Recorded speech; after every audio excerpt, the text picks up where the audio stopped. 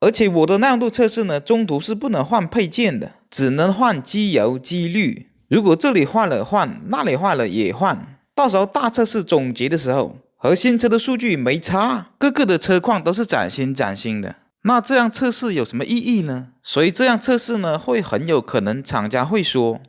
不按保养手册里面的规定进行维修更换，而导致车辆损坏。所以为了避免这种情况呢，所以我在这声明，我的每一台耐用度测试的车型，仅仅代表我这台车的车况，并不代表这款车或者这个车系的情况。希望各大厂家和消费者能理解，因为各大厂家对不同的车维修保养的时间和公里数都是不一样的。就拿活化塞例子来说吧，采用内合金的普通活化塞要求5000公里换，而另外一台车呢，采用液晶活化塞 1.5 万公里换。当两车的耐用度都测到1万公里的时候，采用普通活化塞的已经换过一次新的活化塞了。当大测试测出来的前后数据没差，那是不是就说明两者活化塞的耐用度没差呢？所以为什么我制定的方案是不能换配件，就是为了要知道出厂原厂原装所配的东西到底有多耐用。有些厂家出厂用的配套件比较一般，在维修保养手册上面会写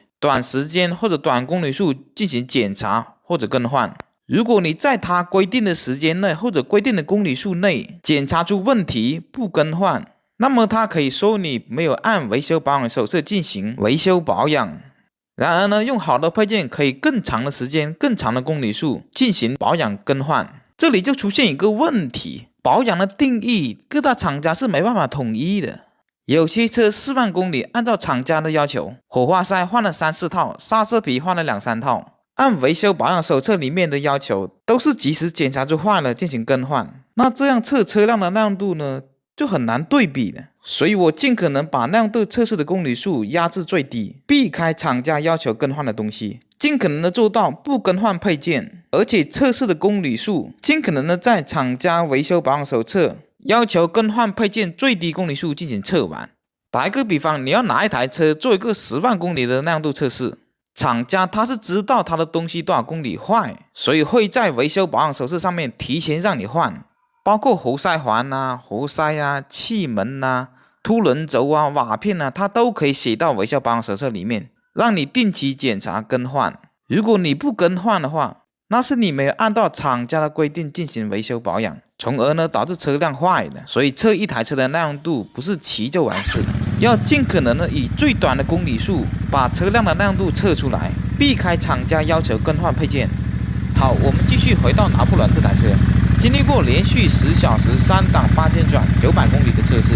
除了原本渗油的下缸垫之外，其他都没发现什么问题，发动机的异响也没有，烧机油的情况也没有，发动机的运行声音呢和出发前呢并没有多大的区别。大家评论区猜的爆缸爆水箱呢没有发现有，但是排气管的异响有，这是第2天白天起床录的声音，能清晰听到金属件共振的声音。到底是哪里发出来的呢？就是这2根排气管前段的防烫板外观件，用力敲一下就能感觉到有点松动了。长时间8千转的震动，把螺丝震松一点了。最可怜的是这2个灯，还没有进行下一项的8小时连续颠簸的测试，就上了单架了。希望他2兄弟能坚持到最后。